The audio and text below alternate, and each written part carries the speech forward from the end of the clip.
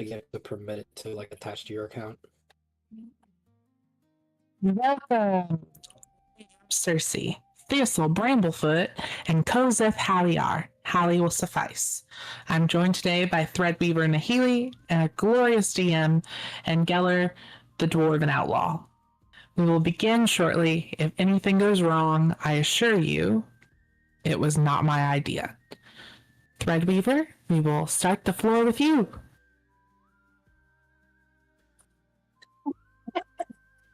You know,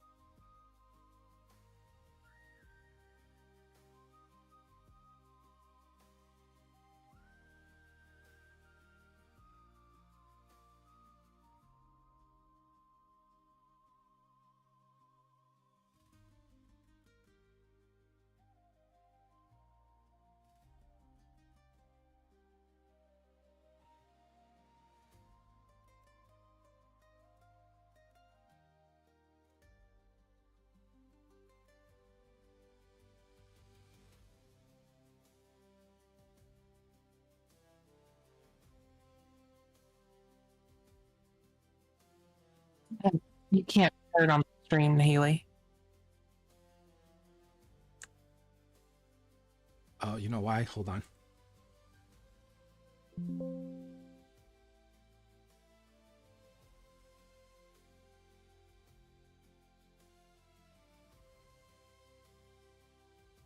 I'm sorry, guys. Like I said, it was not my fault.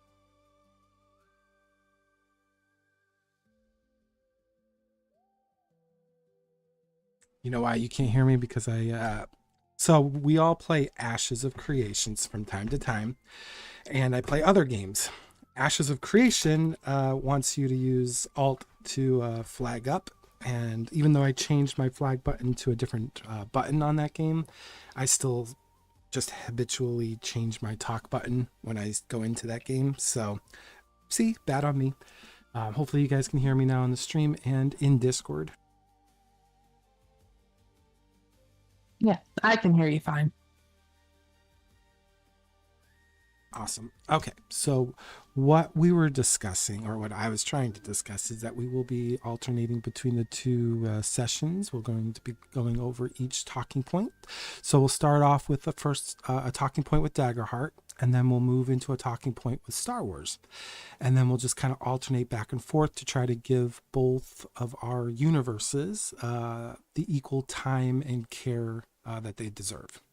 So with that said, with Daggerheart, our party started off in a cell during the session. They had found themselves in it at the end of the previous one before that. And it was a very well dressed up shell of a prison. It looked like a very nice room. It had a nice bed, it got a desk, a chair. It had a faux sky. It even had like the dressings of a nice wallpaper and wooden floors. However, as the party kind of examined their surroundings more and more, they realized it wasn't what it seemed, and there was more to it than just a fancy bed and dressings. I won't go into too much details because I think it's going to be best laid out for everybody with character perspectives from like Geller and Thistle's point of view, to see what their takes on their new surroundings was. At least initially, we'll start this off like before Thistle left the room. So before you guys did like a really big investigation of this cell, what were your thoughts starting the event?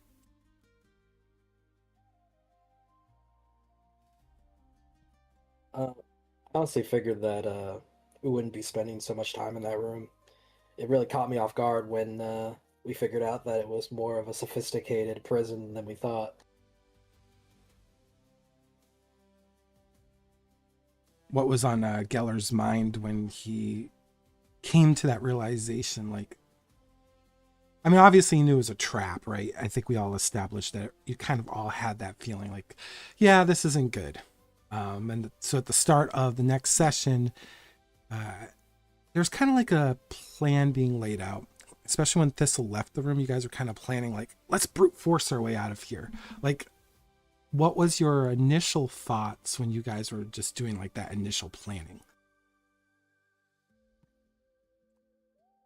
I think Geller definitely would have been pretty anxious, and so kind of just wanting to be free from his confines and having the freedom to think about his next move definitely was on his mind more than anything, especially the safety of his new friends and companions.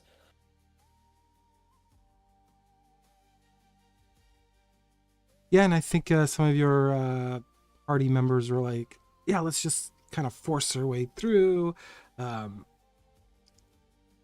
et cetera, right? And then I think someone did something that had like a little bit of a, oh no, it was Tony's character, Shroomy there, Arave.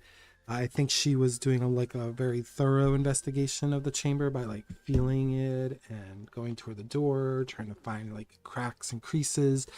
When that was all being detailed to like your character, Geller, or at least you had a character, what was A, your character thinking of, and B, what were you thinking of out of character as like ways to try to get out of this very tightly sealed box? Um, well, in character, I was trying to sort of find if there were any actual flaws in the design.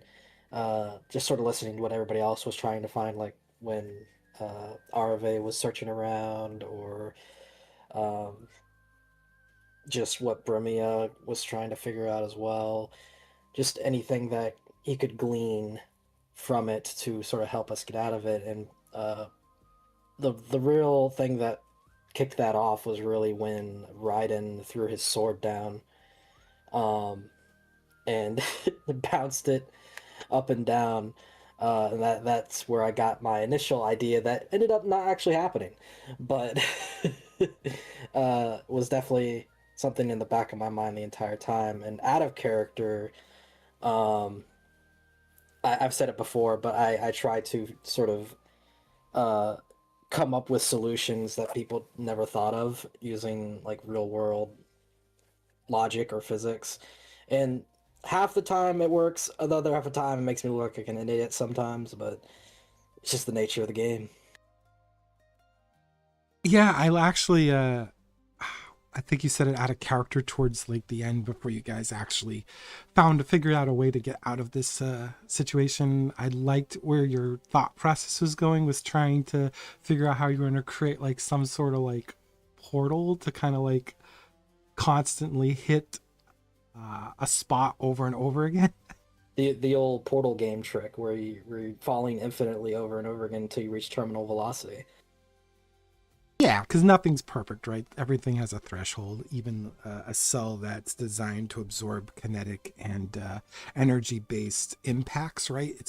Everything has a limit. So I do like where your thought process was going with that, because if for some reason Thistle couldn't ascertain the components that got you guys eventually out of there, that would have been a very interesting roll situation, I think, to see if you could line that up perfectly to cause that effect.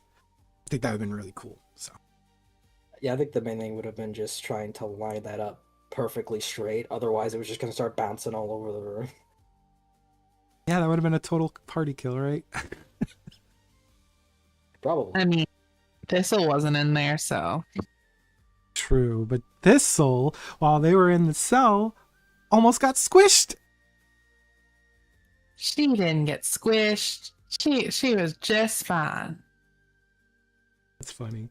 And while they were dealing with that, actually talking about Thistle, you as the player, what were you thinking about being on the outside of that cell when they were trying to like problem solve this cube that they were in.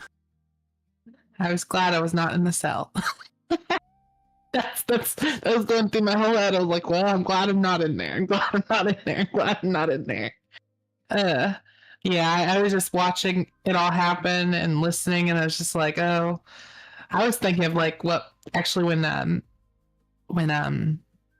Raiden's sword like was bouncing and going everywhere. I thought actually I was like thinking for a minute, you know what that sword's going to do? It's going to go and just go split through that fake thistle that they made, like, and like kind of dispel that illusion. I was like, well, that would be terrible.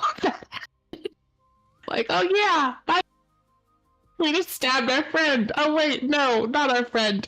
It was an illusion all along. Like, yeah, I think it was chaotic, but you know, that's what you get out of us at this point. Yeah, I think the cell kind of like is a metaphor, right? Like not every situation can be brute forced. Not every situation can that may maybe not necessarily have a magical means to solve, right? And then sometimes it does seem like the cards are stacked against you. Kind of like in real life, you know, sometimes you're just in a situation where you just got to deal with fate. And it's kind of like fate for the players because it can sometimes almost feel like the game master's against you in those situations, right? Like I feel like sometimes you feel like, ah, this just seems impossible. Like he really just wants me to be here. But I think it's important to understand like our characters, just like us in real world. Sometimes there isn't necessarily a direct solution, and sometimes you are dealt the cards you're dealt with. And I feel like that was a good moment to have because in that moment we saw a lot of characters brainstorming. You had Bremia brainstorming with Geller. You had Arve kind of like scoping out the area. You even had frustrated moments with Raiden, you know, with the sword. But the sword was also a clue, right? There's a lot of clues being presented. I mean, Bremia was stomping in place, hitting the ground as hard as she could to see if she would get the same effect as Raiden's sword or Geller's, because Geller tried to use a little bit of magic on the barrier, and it kind of felt like that magnetic pulse backwards at him. There's a lot of like good RP moments of the group kind of trying to collaborate together. And I think that is the moment that really should be focused on, not necessarily the cell, but the RP interactions that you're all having. So with all like that said, for you, Geller, specifically, what did Geller learn in that moment about his other party members, on how they were reacting in a situation that was probably as not, I wouldn't say harrowing because you weren't like at risk of dying in that moment, but you knew, you know, through Thistle later on that yeah, your fate's kind of hanged in the air. So what was Geller learning about his party members under like a more tense situation? Um, Raiden, the way he acted, kind of was in line with how Geller expected him to react, based on his limited experience with him in the past and recent events. But the big surprise really was Varellis, because when I was like, "Hey, you know, maybe we should just go loud," not knowing that the barrier was there, um, and Varellis actually agreed with everyone else and was like, "Hey, you know, maybe we shouldn't." And I was like, "Oh, that's weird." The one time I'm like, "Hey, let's do this," he's like, "Nah." Yeah, I think it's good that characters break out of their mold sometimes, and I think Thistle's kind of like your wild child, but there might be moments where you're like, I did not expect Thistle to do that. Or Geller, coming out of the blue that one session, be like, yeah, I've got a criminal record. It's like, that was out of the blue. I think those moments, like you said with Varellis, is a good moment because Varellis typically would be the guy like Hulk smash kind of routine, but he didn't do that, and I thought that was also cool too. It definitely shows there's deeper thoughts going on in that muscle brain of his, but uh it's good to see, and I'm glad we're getting more of him and the nuances of his personality, because I do feel like we haven't gotten a whole lot of opportunity to have his character shine with his traits and what he can do, given the conflict of trying to present a nuanced problem versus one that can be solved through force and whatnot. I understand the issue, but it can be hard on a player to feel like their character can contribute to things when they feel like their character is sort of pigeonholed into one thing. And I feel bad on his part. He might not feel that way, but I can understand if someone would feel that way. Yeah, no, we have he plays a droid in our Edge of the Empire campaign too, and while I, as the game master, know his backstory, not every player knows his backstory, right? So it kind of puts him in a box for them because they don't know much about his droid, and for people who are observing his droid, it kind of looks like there's not much going on for him, but there actually is quite a bit going on for HX. It's just not presently in the scene. So I think with Varellis does seem on an observer perspective that he's kind of like this two-dimensional force, right? But when you have moments where he's like glimpses of there's more to this guy than we know, I think that's important to highlight like you just did, because there is more to Varellis. And while Varellis might not seem like he has the spotlight right now, we go back to Hearthvale and he had quite a big spotlight. He's just one of those characters that I think is quiet. He's strong. And when he speaks, he kind of speaks with purpose rather than just to speak, kind of like Thistle sometimes just speaks, sometimes to speak. It's a little different. Totally. That's the cool thing too. Like go back to pen and paper logic. That's the whole purpose of being players, is trying to discover things about each other. And sometimes that takes longer. Varellis might be one of those characters where pulling back the layers of his metaphorical onion might take longer than pulling back like the onion peels of someone like, I don't want to say like Thistle, because I feel like Thistle actually has layers too. And I think, well, only Hallie and /Sersei /Thistle knows, but as an observer, I think there's more to Thistle than just her like optimistic perspective. There's got to be a reason for her being so optimistic, right? So I'm hoping to see more of that from characters like Raiden and Bramia and stuff like that. It's good to see those moments where people shine. Yes, and I just want to take this moment to say we have welcomed my master, Carrick Mays, / my knight in shining armor, Raiden, to the chat. Hello, Carrick. Heyo. Before we move on from the cell situation, Raiden, since you probably heard some of that, do you have any thoughts about this cell, the characters that you were engaging with, and maybe like any perspectives that you picked up on from others within that confined space that you were kind of like interested by, whether it's in character or out of character? Out of character, it was a good experience because you kind of got to see some more, I guess, shining moments and flaws with some of the characters. Like very much Raiden was out of his element to a certain degree in there. He felt like a tool without use in that situation, and obviously kind of showed his frustration in it, which, like was said, ended up with us getting a bit of a hint on the cell itself. So it was good to see the different sides of the characters, I'd say. Nice. And since you're here, we'll actually kind of do like a soft transition to our Star Wars moment there, where since you're here now, Eric, and you can see one of our talking points is the dark side.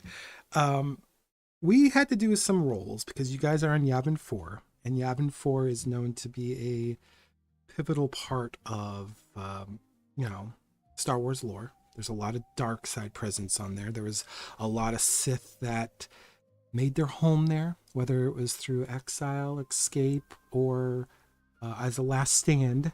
It's a place where like Sith lords like Exar Kun perished, and his spirit, at least in our timeline, is still bound to that world.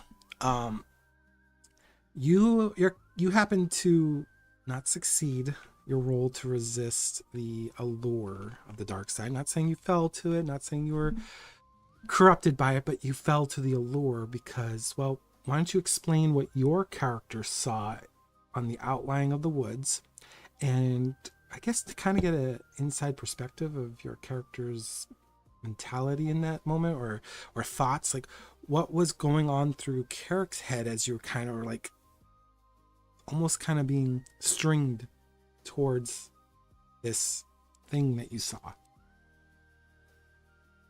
Right. So what he saw was the vision of his fallen companion and former like Padawan alongside him in Ula Tan. So the initial reaction to that would have been just utter surprise at seeing them, and then I kind of feel like he was almost following it in a curious way more than anything else, as to he obviously knows that she had fallen, so in his, I would almost say, naivety, he was following it, trying to figure out if it was a good formation of the Force or not, and either way just trying to kind of see where it led him, kind of believing that he would have the strength to fight it off if it was something negative in that sense. Whether he was able to or not, that was just kind of his mental place of trusting in the Force in that moment and just kind of following with what was being shown to him. Right, because lore-wise, Force ghosts are kind of like not really a thing yet. So, and I would argue actually, in a lot of ways, the Force is a lot more enigmatic in this time period. Right, it's not fully understood, and even in like Anakin and Luke Skywalker's era, it's not even fully understood. So it's a little bit more mysticism in the Old Republic. So for Carrick, would you say it was more, is this her trying to communicate through the Force to me, or is this potentially a threat that's being presented as a warning? I think that's what he was trying to initially decipher by following it, and not actually knowing which way it would go. So I looked at his failures in that moment almost in a just kind of overestimating himself and his own connection to the Force, rather than just kind of, like you said, giving into the dark side, but in the same way still being manipulated by it, which kind of fits with how the dark side kind of works. Much more manipulative than necessarily just an immediate bad choice.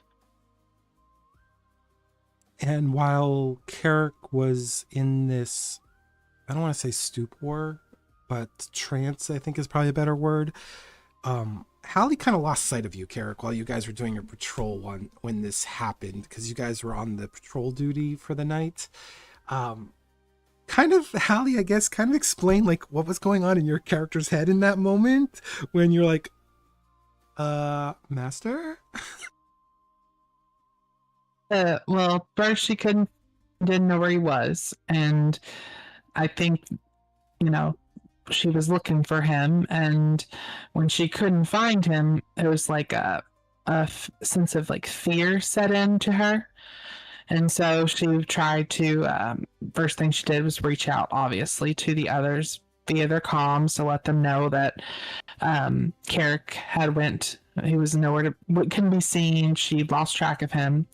And then she went into basically her force power to be able to sense other force sensitive individuals. And she used that to try to locate him. And of course, when she did that, she was only offered a path through the dark side to be able to find him.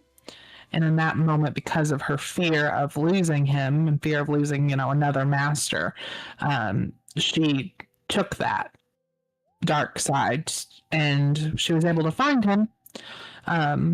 But I think after that, there was a noticeable, almost like sickness to her, just because she had intentionally worked to not do that, but she did it because of her own fear at that moment. Yeah, I think you actually make a very good point here with the whole dark side thing. Is it's not always like we see in the movies. Like, people don't simply just fall to the dark side, and I think sometimes we overlook like Anakin's story a little bit. We see like him killing the younglings and stuff in the temple, and we're like, oh, that's his moment of dark side. But the reality of it's a lot of small things that lead to a big moment when a Jedi's falling to those temptations. We call those the 4 stages. And it's kind of like a imperilment stage or more of a temptation stage. You're tempted by something to achieve a goal. And Hallie, in that moment, she was fearful of losing Carrick because of, her own past and her own relationship with her former master. And so in that moment, that temptation to utilize just her raw emotion of fear drove her to finding her master. But in doing so, she took a small step that could lead her to a darker path. Will it? We don't know. She could fully just take that moment and embrace it as an educational thing and learn to be stronger the next time in her convictions, right?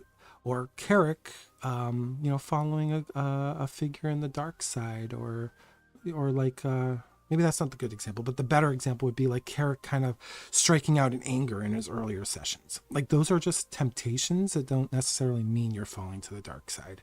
But Anakin's story is like that. He has a lot of small temptations that eventually lead him to making the full commitment to the dark side. And I think those moments are really good in our RP session because it does show there is complexity to Star Wars than just black and white. Yeah, and I'll just add that I do think story-wise it made a lot of sense anyway, because at the end of the session I have to roll the force die and to see how many dark side points, how if my morality shifts or what have you. But it didn't, I think it actually shifted 2 in the positive, so it didn't actually take me down negatively. So it's still like it kind of aligns with, even though she did in that moment use that perhaps in a narrative way, because that was actually how the morality ice kind of landed. Her reasoning, even though she used fear, was sound enough that it really didn't impact her. Like, if she was angry potentially, or maybe she used it in a different form or for a different reason, it might have went more negative. But I like to think of it's all narratively kind of lines up in that, okay, she wasn't actually really dinged with her morality because, it was maybe her first time doing this in a long time, or her reasoning was in her head and her mind was sound enough that it didn't actually pull her to a darker path. So that's at least how I reason it with the character. No, and that's great. I think those RP moments are really good to have. I think that introspection, I think, is a very strong skill set to have as a player, kind of putting yourself in the character rather than into the stats. And I think that scene between you and Carrick and this like apparition of the fallen Ula was a perfect example of that. That said, we did put Carrick did say something about trust, so we're kind of going to go back to our Daggerheart discussions now. Our second bullet point you can see is to trust or not to trust. So we all know what I'm referencing, but if you don't, I'm talking about Valen. There is a huge discussion between the party whether to trust her or not. And you guys kind of saw through Thistle, out of character, looking through her little pet spider, that Valen was heading towards the household of the Dravoni. I don't even know if I'm saying that right sometimes, but how would you say that, by the way? Since you created that noble house. Yeah, I mean, I don't think initially when I made it up it was meant ever to sound that way. But you can pronounce it that way. That's fine. I think it was meant to be like house. Yeah, House Stravone is fine. There's so many, like, it's been a bit since I made those houses up, so I have to go back and be like, some are harder to pronounce than others. More like a Y sound than a J sound. Yeah, but characters actually associated with them, so however Carrick likes to call them is how we'll work off of it. I don't I can change the way he pronounces it based on whatever would be correct for you as the creator of it. That's not a problem. Listen, Knight in Shining Armor, we're just gonna go with what you say it, okay? It's canon now. Yeah, it's canon. Whatever you say goes. Carrick, I say Dravone because I think I add the A at the end because of languages. Yeah. Yeah. But yeah. It's interesting though when we have those discussions, like, yeah, saying names in fantasy environments and sci-fi environments, I think is the real boss. Yeah, it's the raid boss for sure. But we'll go back to Valen, kind of redirect us here. So Valen, I'm kind of curious to see what each of your guys' perspectives is on this NPC who's kind of already led you on this wild narrative. Intentionally or unintentionally, she's been a force in your characters' lives. And I'm kind of interested to see where you're standing with her in this moment, especially with that last scene of her going towards the house of the Javronis.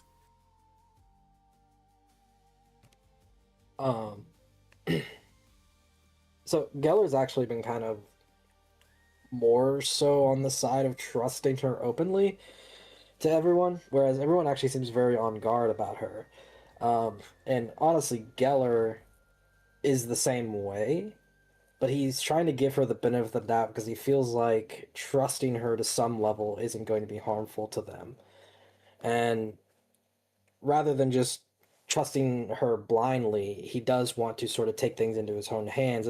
That's why we got into the discussion about whether to just wait and see what happens rather than just trying to find our own way out of here. And weirdly enough, everybody, ended up, when they first said to wait, instead everybody just started going after to try to figure out a way out, and we ended up doing it. Yeah, you guys did end up doing it before she could, so that's something. Raiden and Thistle, what are your guys's? I mean, I think Thistle, oddly enough, had spent a little bit more time with her just because of the proximity, but what are your guys' thoughts on her? I'll let Raiden go first. Yeah, Raiden's not a fan. Definitely not a fan. Whether at this point she's actually trying to help or not, he feels probably out of a sense of guilt of his own for having his part in why they got put into the cell, but he feels that she is untrustworthy and the main catalyst for them being trapped. He feels like there's a price to pay for that if and whenever they encounter each other again.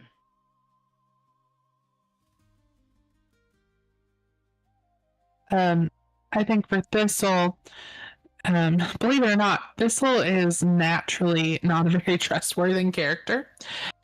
She does not trust freely. She really kind of is one of those kind of people that you trust someone through their actions and how they treat others or even treat the world. And I think that was actually one of the reasons her and Geller got off on a bad foot so quickly. Which I don't think they're on necessarily a bad foot now, but they're definitely like for Thistle, it's kind of like, he's a thorn in my side, that one. I love their banter so much. Yeah. So, but no, I think for Valen, like in her head, she's still very like cautious around this person, and I think when weirdly enough, after Valen got Thistle out into like I'll say just like the entry or the library area, and Thistle was communicating back and forth with Geller, and Geller was communicating with the group, and then it was like, yeah, you need to track Valen and make sure she delivers like this letter. You have Thistle here who's just like in her head, and I guess this wasn't really communicated because I don't communicate her inner thoughts, but over here in her head she's like, wait, you want me to track her down, the person I put my familiar there, but you're saying maybe we shouldn't trust her with this stuff even though we already gave her like the letter, like there's so many thoughts in her head at that point, and I think that's why like her reaction's a little jumbled, because she's like, wait, you just let me get in someone's bag that could have squished me and killed me, and we're not sure if we trust this person. But needless to say, yeah, I think Thistle was very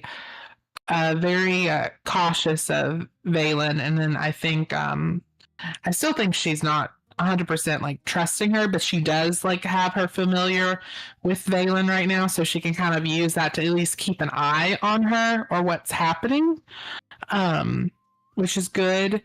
I think her interactions with Callan, I think that her interactions with Callan and how he has had an interest in Valen may have potentially eased some concern, but also maybe not, because I think for her, she thinks she knows things that like other people like in that world don't know. Like she knows that Valen's memory has been played around with, and so if you can be manipulated like that, then it leads it to believe that maybe you could have been manipulated far longer than So I guess there's just a lot of untrustworthiness there overall.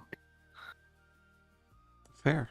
And since we're on the topic of trust or not to trust, is there any party members that the three of you have trust or not trust issues with, at least in character? Obviously out of character, I hope that's not the case, but in character, is there any like potential, I don't still trust this person, or I trust them, without doubt?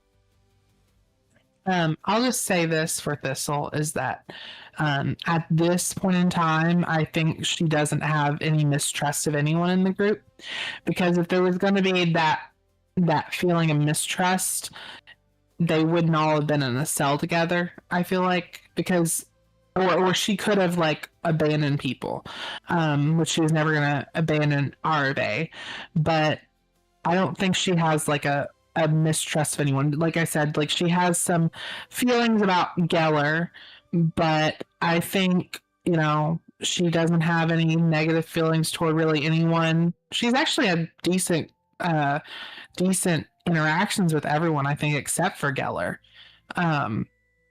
I mean, even if they haven't been like in depth, she still has been like kind of like, oh yeah, like even it's funny at this point that the whole Applebrook thing hasn't come up with Bremia.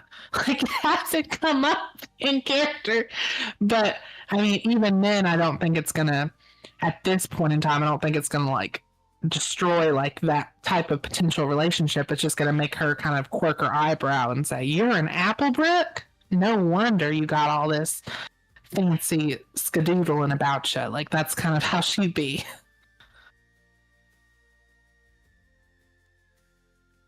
You know how Batman has contingencies for all of his allies? Yes. No, but that's not Geller. But I think On a similar note, Geller, for the most part, has trust in the party. The only one he might have a little less trust with would be Raiden, and it used to be Varellis as well, but I think Varellis has really grown on him, seeing how he acted with the children in Hearthvale, and then just sort of seeing the cogs turning behind the eyes when he chose not to go loud like everybody was saying. Um, but I think there's also that shared thing with all of us where we sort of have this uh, common enemy in the sisterhood, and I think that that shared camaraderie and mindset has sort of pushed us all together and made us one cohesive team. What about you, Raiden? Sorry, I missed some of that. Doggo was barking. Is there anyone in the party that your player, not you the player, but you the character, trust as far as like the Daggerheart stuff? Is there anyone that you maybe mistrust, or maybe you're just not kind of like in the middle right now? Like, what are feelings for Carrick as far as like the party's concerned? Carrick or Raiden? Oh, sorry, Raiden, but I'm used to Right. see Carrick in front of me. I think he started for the most part at a neutral point for most characters besides Varellis, because he has a prior relationship with Varellis. But from the actions that have happened and such, I think the one that he probably has gained the most trust for, and it's surprising to himself, would be Geller. Coming from that kind of place of prejudice between a dwarf and human, but he's definitely gained more trust for Geller's actions and kind of feeling that they are going in the right place. He's also gained a level of trust with Thistle, having engaged in combat with them. So I'd say he's gained some trust for some of the characters. I wouldn't say that he has any inherent distrust for anyone in the group, but pretty much started at a neutral point and it's kind of progressing from there. Yeah, it's interesting for me to hear your guys' in-character perspectives, because it gives me an extra layer of like why you made the choices you made. So that's why I always ask it when we have these little talks, because it's kind of like, oh, cool. Now I'm gonna have to go rewatch a few of those scenes again, because I'm like, oh, okay, that makes way more sense. So I appreciate the feedback, guys. And go ahead. You had something else to add? Yeah, I was going to say, just kind of bouncing off of that too, because Thistle, talking about trust, she met some people she had never met before when she was her little spider form. She met the elves and the other noble, and she How tall was he? What? How tall was the How tall was noble? this man? She's gonna be like, I remember she was just like, well, he's I can't tell, I'm a spider, but he seems taller than you. So, I weep. oh my gosh. But yeah, I think that was probably actually, she had to put probably more faith than she usually does in people. But it was more or less because she was told, like, hey, you need to basically look for elves and nobility and stuff. And she's like, well, there's some elves and nobility right over there. I'm going to go see what I can do. And then, if you could just kind of, the only thing that's funny is when they were talking, like, obviously very, very deep conversations about, like, almost like theory about things. I just wish it could have been like a little, like almost like a scene where you have Thistle, who's a spider, who's over there almost like falling asleep. She's just like, oh God, yes, fancy big words, fancy big words. I got something important to tell you. That's how she was feeling. Yeah, The and kinship between Thistle and Varellus. I think you guys kind of also got a perspective out of character. Like, not everybody in the world thinks like the people here on this continent. So I think that elf's perspective kind of showed like, yeah, us guys, we have magic over there too. We're not restricted like over here. And then Kaelin's like, oh, you probably don't want to talk so openly about that over here. Yeah, which is funny because they those elf characters, which we've actually role played separately, were actually just told by someone else, like, yeah, you should be cautious about that stuff here. Yep, that's true.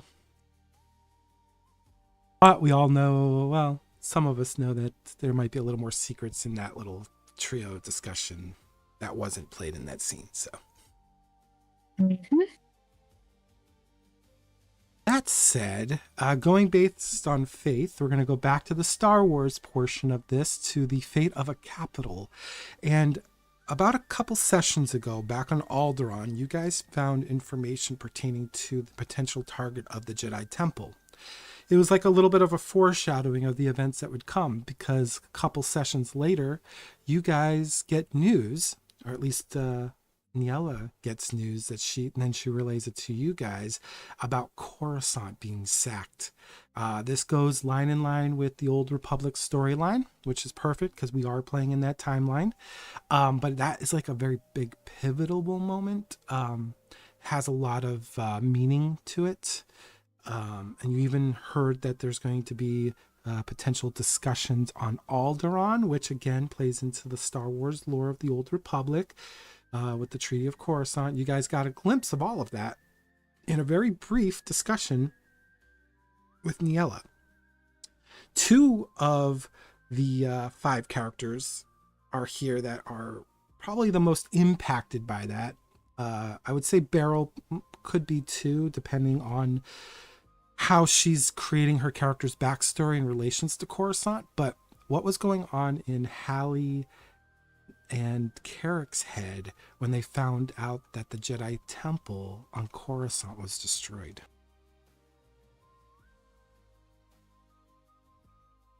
I'll let Carrick start. I guess the initial reaction would be like a state of disbelief, almost, I'd say. And not truly believing that something like that would happen, and then followed by, as much as I don't want to say anger, it would kind of lead a little bit into anger at the fact that they had been so boldly attacked.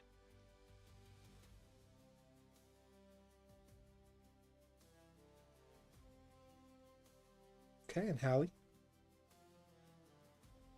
Yeah, I think for Holly, like, she definitely, when she took it, it was like a level of like shock. And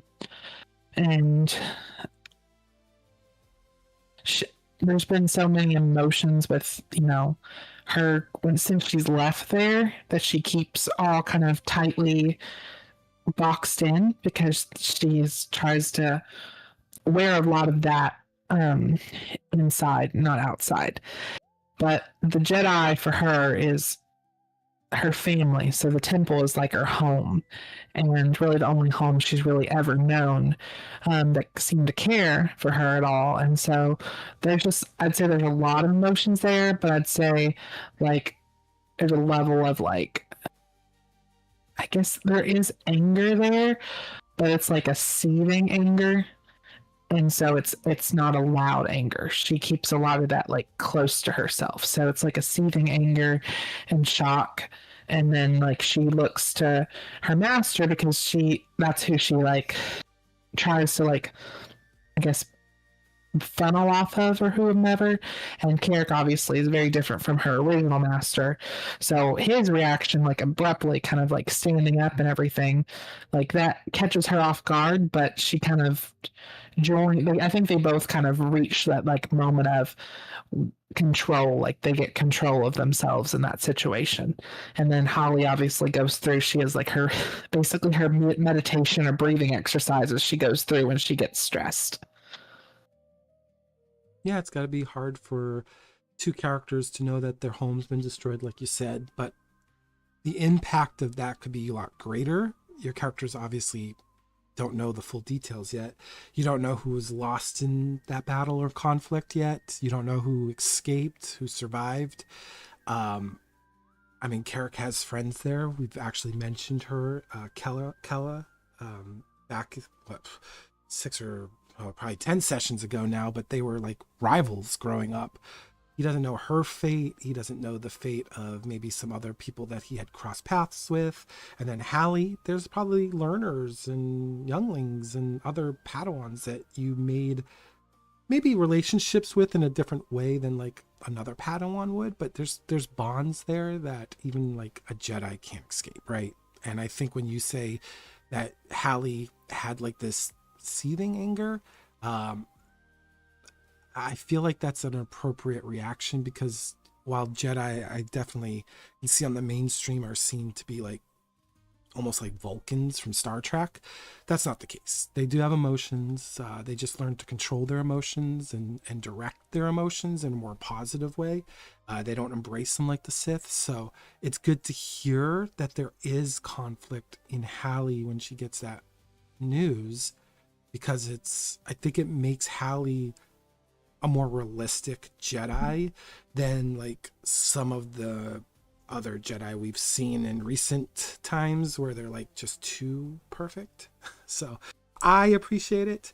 And when Carrick stood up, I appreciated that too, because even though it wasn't a verbalized thing, the fact that he stood up showed emotion behind him standing up. And I think for Nahele, I wish she was on this stream, because I would totally ask her like what was going on in Nahele's head, because she had to manage you two, because she didn't have a clue what your reactions were going to be finding out your home was destroyed. That's wild. And the moment I was like, oh man, how's Nahele gonna do this? But then Carrick didn't say anything, didn't move, and I think that made it a little easier. And Hallie, your character didn't like outwardly react either, so I think it made it easier for Nahele in character to temper things. But it'll be interesting to see how things play out moving forward, because obviously the stakes in our Star Wars sessions has just risen to the next degree. But that said, we will now go to the Daggerheart's last talking point beneath the archives. This is the first time we're using an actual map in Daggerheart. We're going to try that moving forward, at least for the next couple sessions, see how things play out for you guys. Since Daggerheart also uses something similar to Star Wars as far as range bands, Daggerheart also has it built in that you can use maps. Star Wars does too, but I think Star Wars is just a little easier with the range bands. But we'll try it with Daggerheart. Now that you guys are underneath the archives, well, what's your initial thoughts, each of you, on what this place could have been, just based on your first interaction with it? Because you're only literally probably on the first floor of this place.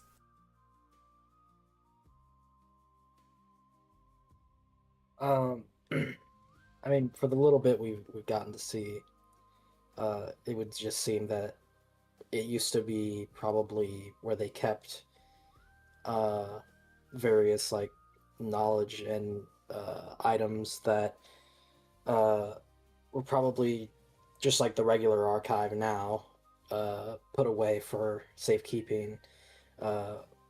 Like with the cloak we found, it was in a room that was sort of built like it was meant to represent that item specifically. Perhaps when the archive needed more space, or there was greater like items that needed to be housed that just sort of got forgotten about since it was just a cloak that changed color and texture.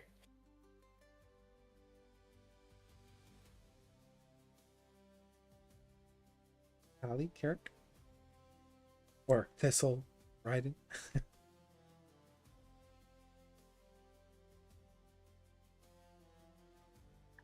I enjoyed the map and kind of dungeon crawling kind of aspect that we did there. As far as like the cloak that was found, Raiden wasn't kind of really involved in that.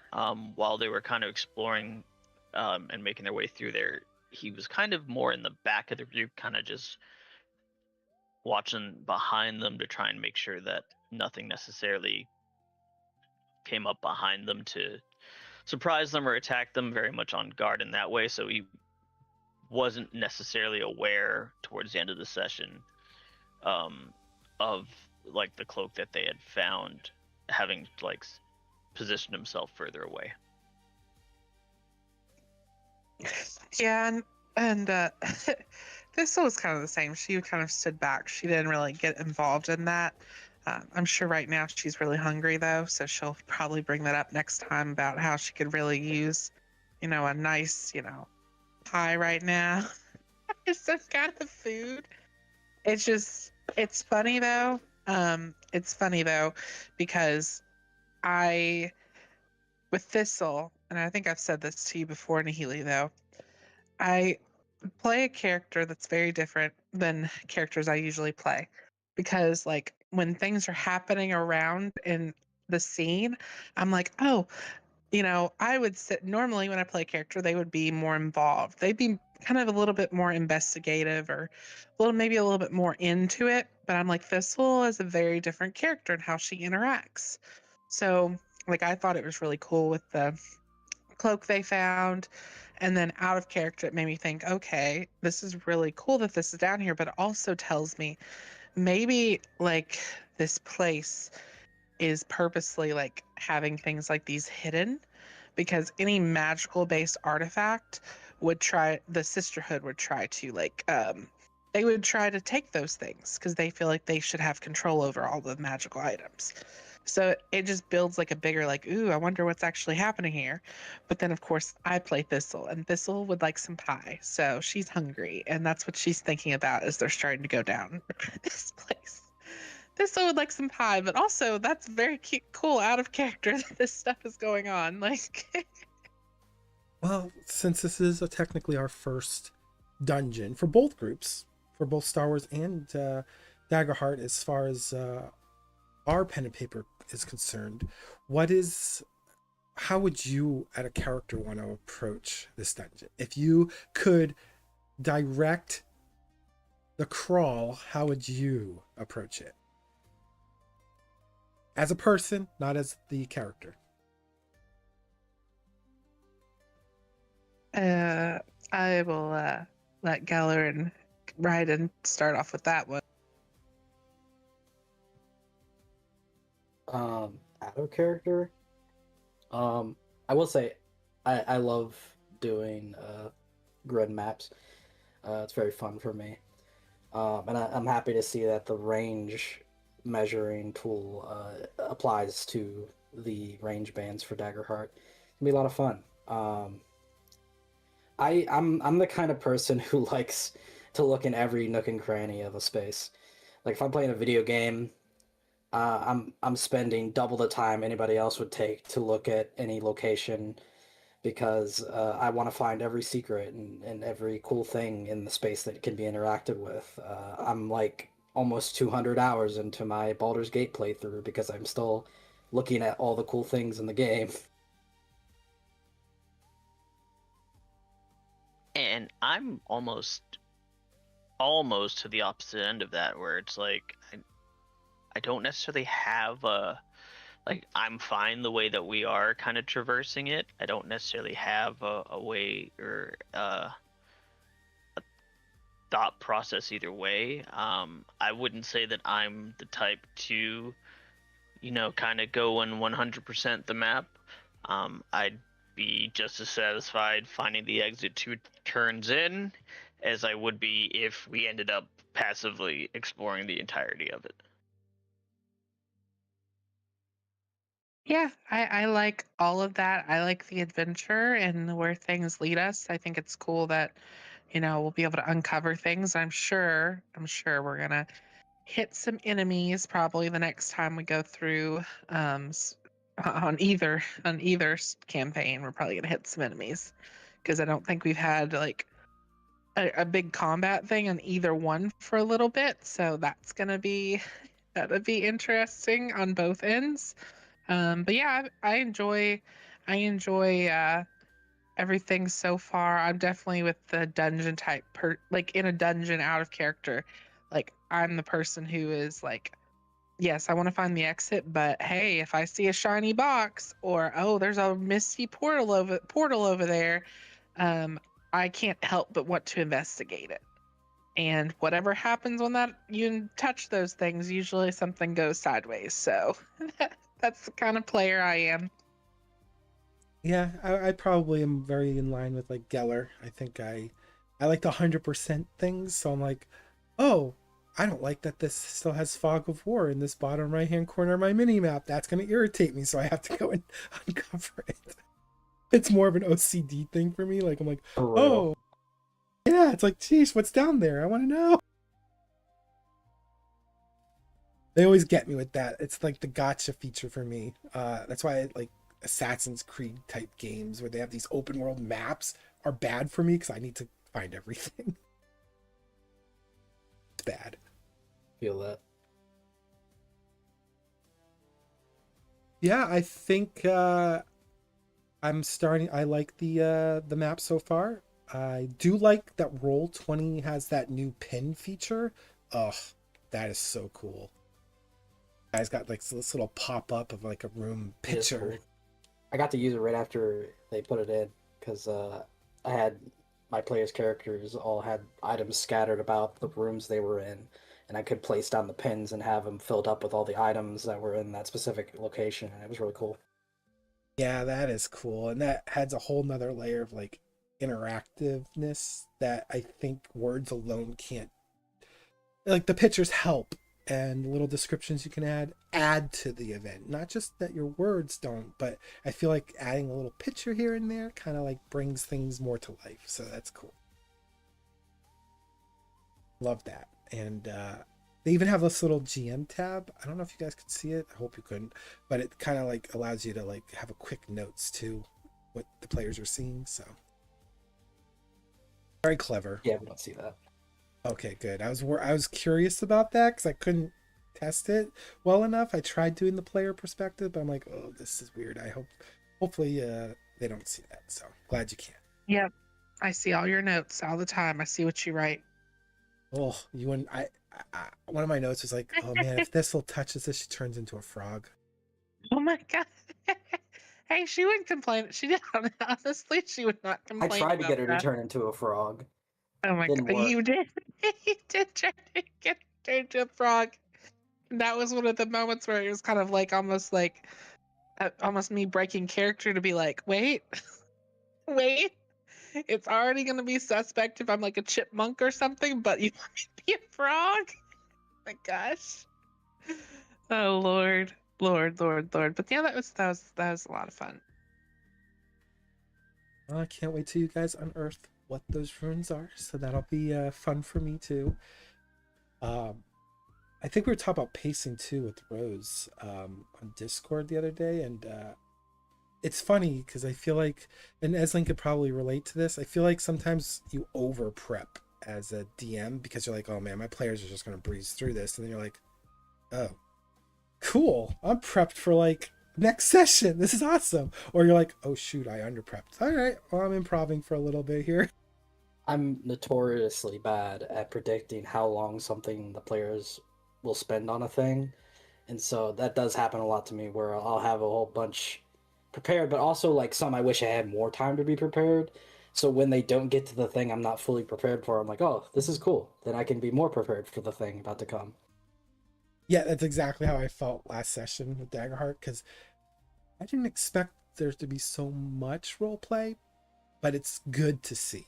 You know what I mean? It's not a bad thing. It's actually really good to see, because you don't usually get that at a lot of tables. Sometimes tables just want to like blow through the content and that's it. So it was nice and refreshing to see the engagements, but I was not prepared for that. I was like, oh, they'll probably wait for Valen, and no, they're trying to plan on the way out. So if they can figure their way out before Valen gets to them, cool. I will say, just because we started our Daggerheart recently compared to our Star Wars, but it's fun to see it because I feel like naturally as we've progressed, if you start where we start out before we even started streaming our Star Wars and where we are now, like there's definitely a shift. Like, because I feel like in the beginning there was not as much of the actual like role play, like even in our Star Wars. But I feel like over time, as everyone's gotten more comfortable with their characters, in the Star Wars, but also with Daggerheart, there's a lot more of that, which is nice to see.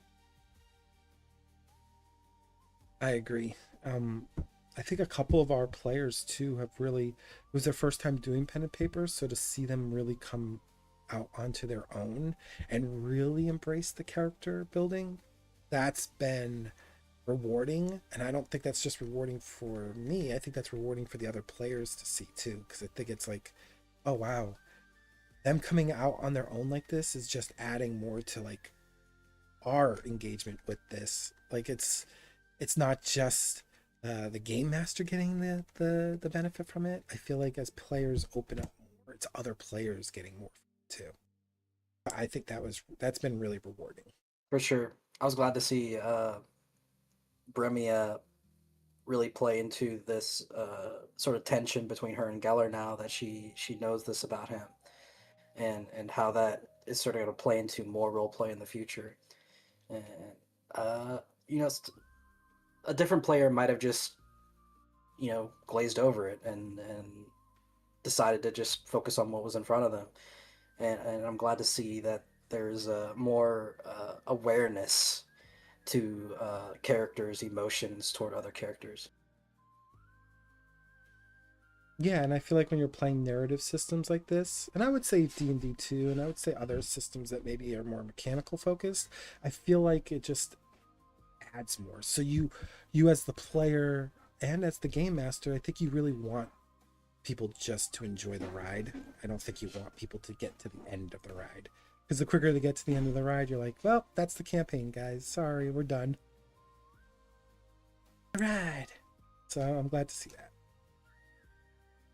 And I will say, like Varellis Geller, I would say he's really coming out in character too, which has been really awesome to see, because he plays a droid on our other sessions, so you can imagine that's a little harder to have moments. So with Varellis, it's nice to see that character grow in a different way than his other droid character is. So I think it's fitting that Varellis as a character, he sort of has short, impactful moments rather than something we see over time, or that is sort of blatantly on the surface, because I think it fits a lot more with how his character is.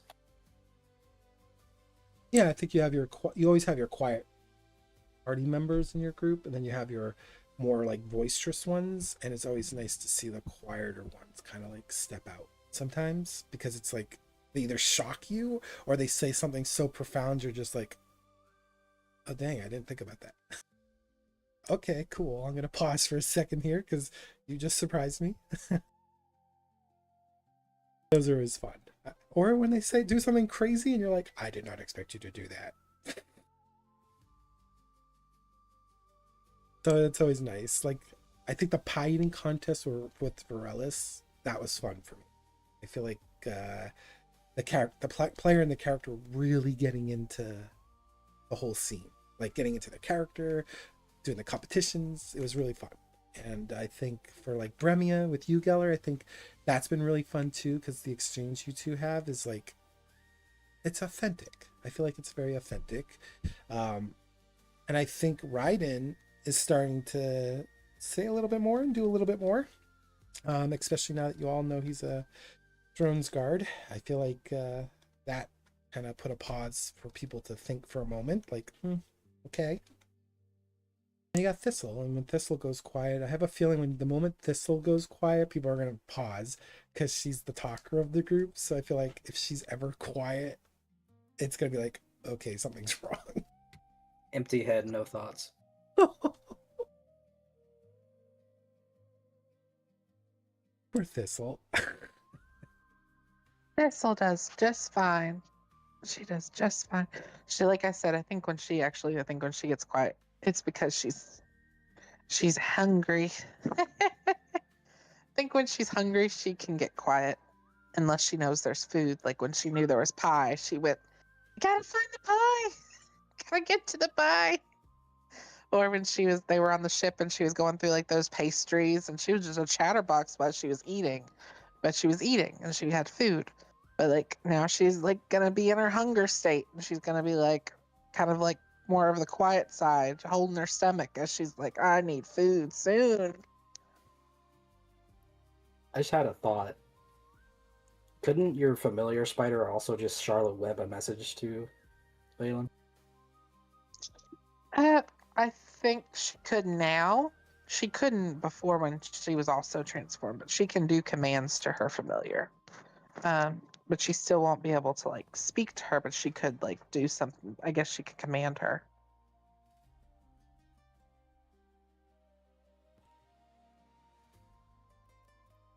Looking forward to it.